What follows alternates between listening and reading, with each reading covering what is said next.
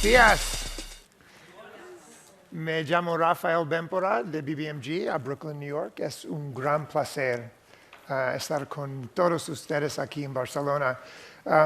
Es un placer particularmente especial para mí porque tengo mi hija Paloma, que tiene 8 años, aquí. Hola, Paloma. Mis padres son italianos, mi esposa es colombiana, y entonces creo que tengo un corazón latino.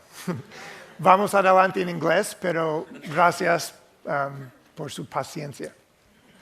Entonces, it's really a delight to be here, and we've heard over these last 2 days incredible innovations around technology that can help us move to a sustainable future. What I'd like to do is complement that theme by talking about the related power of culture.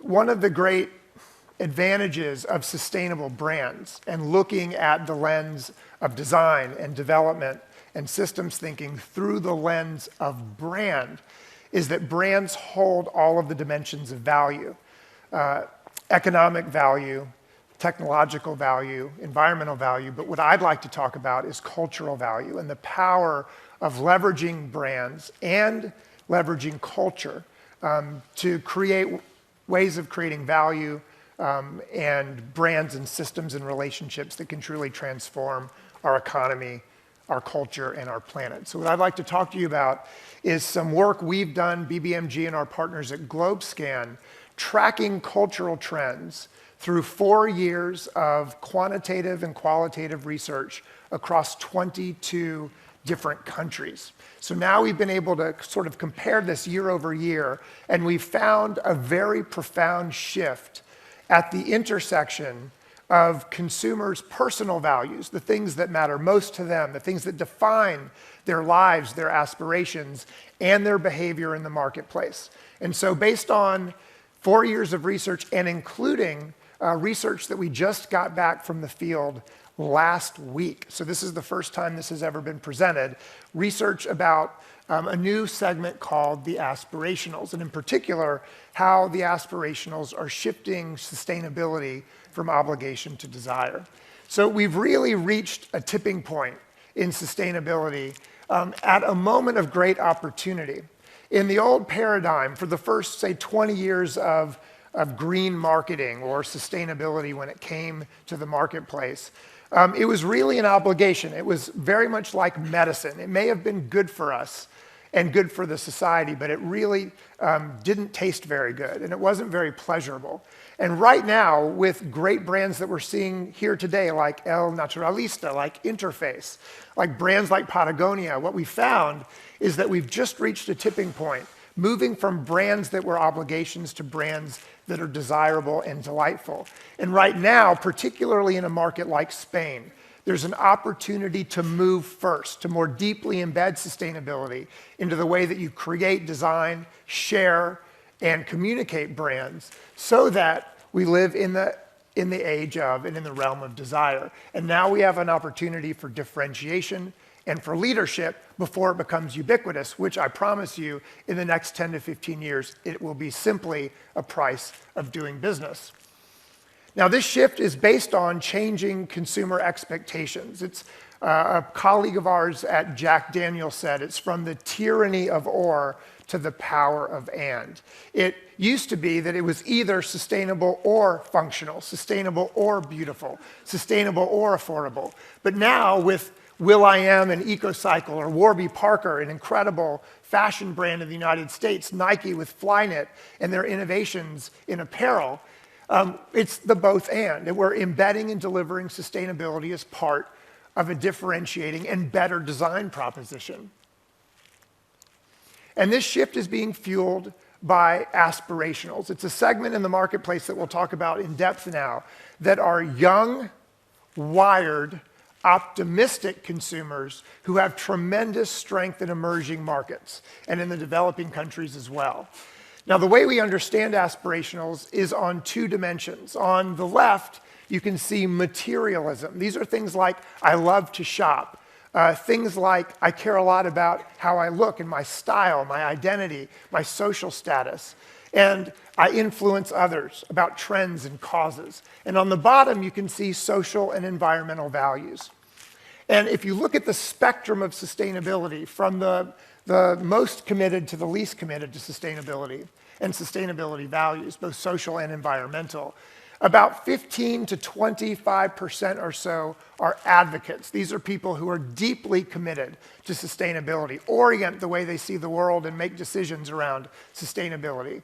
And they're really important. They do their homework, they read your websites, they turn the packages over to see who made it, what's inside, where did it come from.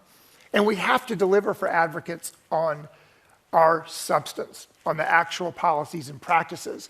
But some of the challenges with advocates, while they matter a lot, is that they don't see brands as a solution. They're quite skeptical and cynical about the role of brands in society. And they aren't really affecting or shaping cultural trends, behaviors, and norms. And so what our research has revealed is a new segment we call aspirationals. They love to shop. They believe in brands, and they want brands to succeed, and they want to help brands succeed. And as you can see, while they're most inclined to brands and participating in the marketplace, they're nearly as committed to social and environmental values as advocates. So what we understand is we have a great opportunity to satisfy the advocates on the substance of our commitments, but to engage and delight aspirationals. And so we recommend that aspirationals become the lens through which we imagine and create our brand design, communications, and platforms for engagement. Looking from psychographics to demographics, aspirationals are everywhere in the world. They're 39% of the global population, the largest of any segment. The largest market is India, with 51% of the population being aspirational. The average age is 40, the average education is high school, and they're slightly more female than male. But as you can see, they're significantly more likely to be the younger generations of millennials and Generation X. And they're everywhere. We find them in every part of the world, particularly strength in emerging markets. China, more than 50% of the population, just about 50% in South Korea, in Nigeria, Indonesia, Peru, Canada, all north of 40, 45%. Even in Europe and in South America and the United States, we see more than a third of most of these markets have aspirationals at the center.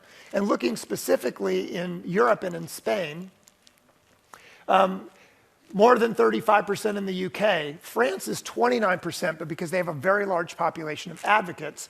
And Spain, 37.4%, kind of a surprise. And I think this is largely because, as you can see, it's the combination of Gen X and millennials that are shaping the aspirational mindset. So here in Spain, 34% of your population is aspirational based on research we did in February and March of this year.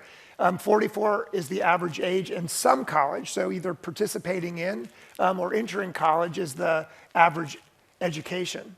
So what makes an aspirational an aspirational? So more than any other segment, they say, shopping for new things makes me happy. You can see significantly more than any other segment or the general population, they love to shop. Similarly,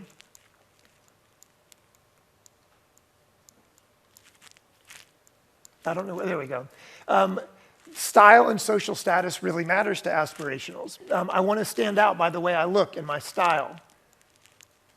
But just as they care about shopping and they care about style, they're equal almost to advocates in terms of believing in responsible consumption, saying things like, I believe we need to consume a lot less for future generations. Similarly to advocates, they're influencers, saying that I encourage others to buy from socially responsible companies. And so what you see is a material orientation in some ways, but also a social and environmental orientation, which is the perfect intersection for sustainable brands. So why aspirationals? They uniquely bring together three core dimensions of culture change and value. The first is they're oriented around shopping status and style. We can move them in ways that can shape the market and shape culture. Secondly, they're committed to sustainability values. And third, more than any other segment, they're influencing their peers, they're setting trends, they're creating new behaviors and social and societal norms. Because they're 39%, they're a large enough market to design for. There's a profitable marketplace in reaching and engaging aspirationals. So how might we do that? I'd like to share briefly 5 ways that brands can inspire, engage, and ultimately unleash the power and influence of aspirational consumers. The first way is called manifesto, which is give aspirationals something to believe in that's bigger than the product benefits. Aspirationals are yearning for brands to stand for something, to put a flag in the ground, to be courageous enough to have a point of view. Mark Mathieu, who's the CMO of Unilever, has said, as he looks at the brand portfolio, he wants every single brand that Unilever makes to be courageous enough to stand for something. And he would only know it's successful if some part of the population was angry about it, that it was courageous enough to stand for something that everybody wouldn't come along. That is the power of manifesto. We saw that beautifully with El Naturalista, working with a mantra, a belief, and a manifesto that's bigger than the product itself. A great example of this is a company in Brooklyn, in our neighborhood in New York, called Holsti. They make things like apparel and home goods and furnishing. Before they began to make a product, they didn't start with the question, what is a product we might make that consumers would buy? They started with the question, what do we stand for? What is it that our business will serve that our products are emblems of? And they wrote a manifesto with lines like, this is your life. Do what you love and do it often. If you don't like your job, quit. Start doing the things that you love. Life is short, live your dream, and share your passion. So they just wrote this up. They placed a poster on the internet. It has been downloaded 100 million times. This little company, it's like 15 to 20 people in Brooklyn. The power of sharing an aspiration and a manifesto, a belief that's bigger than the product. And this has transformed their company. Now they have a tribe of literally hundreds of thousands of people who will buy anything they make because they share a value system. They share a belief and a vision of the world. The second is called badge.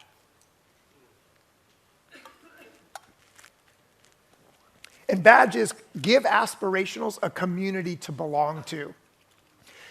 More than half of aspirationals say they would purchase more sustainable products if it connected them to a tribe of peers that shared their values. And so what they're looking for is something not only bigger than a product to believe in, but a community and tribe to belong to. And perhaps the most iconic success story in the United States of a badge as a product and a brand is Tom's Shoes, which you may know has a one-for-one business model. For every pair of shoes that they sell, they give a pair of shoes to someone in need in emerging markets. And what Tom's has done with that flag, and Tom stands for tomorrow, is they've made an iconic symbol of a way of doing business that's more than the product, that's more than one bottom line, which is using shoes to help young people all around the world get to school and be safe from communicable diseases. They've now taken the one-for-one model, and they're selling coffee. For every bag of coffee you buy, they save a liter of water. And they've created the Tom's Marketplace. They've literally open sourced the one-for-one idea and welcomed dozens of brands who have a one-for-one model to share and sell and engage consumers together.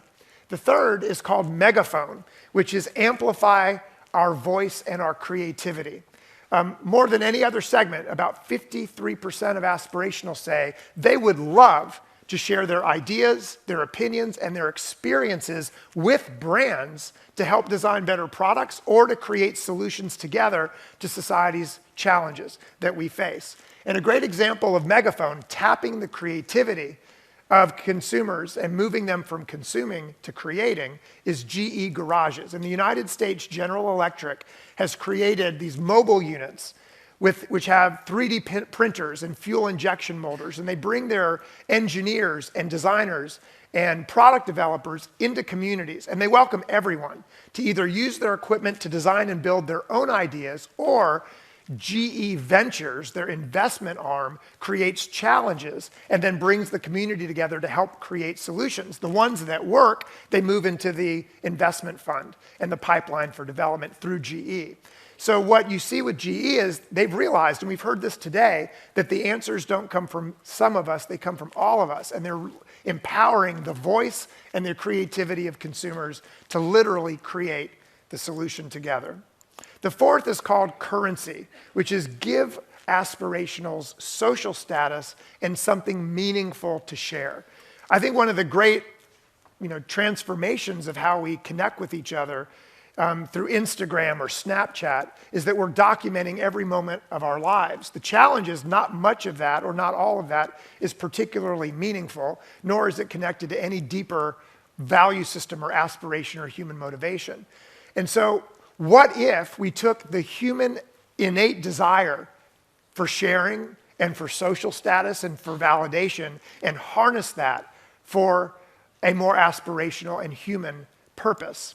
Well, Upworthy is a startup platform in the United States that has rapidly risen to now having 50 million users per month on their platform with a very simple formula. They curate and share content that is meaningful, visual, and awesome. And what that is all about is giving voice as well as social currency to the ideas, the experiences, and the stories that matter. And so Upworthy has literally reshaped the way we share around the things that are meaningful. And then lastly, we have Rally, which is give aspirationals and all consumers a platform for participation and for impact. And one of the great examples of this is Ben & Jerry's, which is a delightful ice cream company many of you may know. In every single decision that they make, they're working on inclusive and shared prosperity, the idea that every decision in their supply chain and with their product can make either humans better, our environment better, or our economy better together. And every part of their products has a voice and an invitation, whether it be for fair trade, for family farms, for marriage equality, and for GMO labeling. From the very beginning, they've made their brand a platform to rally and drive participation. And what's really impressive, and I know Pedro will appreciate this, they are a subdivision, a subsidiary of Unilever, and they are the first wholly owned subsidiary to become Sistema B, a fully certified B Corporation. So, what are some takeaways as we think about the aspirational and the shift from obligation to desire? Number one, brands have an opportunity to honor universal aspirations. It's not just the functional product benefits. In fact, that's the least of what our brands hold. It's the opportunity to speak to inspire, to engage that deeper sense of belonging and purpose and voice and status and participation. So let's honor the bigger aspirations that we share, not just a new ingredient. The second is that aspirationals provide an opportunity to integrate our different departments. So often in sustainability, it's a silo removed from strategy, removed from marketing, removed from innovation or product development.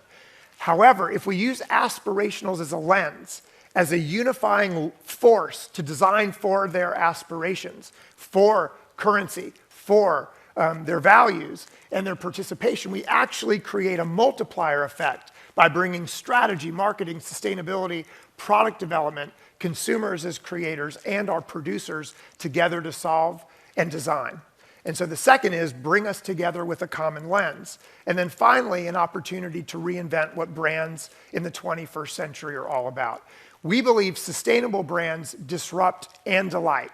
Disrupt by creating totally new ways of doing business, like Sistema B, but bring those innovations to market in a way that are delightful, that tap our joy, our creativity, our sense of belonging, and our optimism and our aspirations. And so disrupt and delight brings 4 dimensions of brand value together.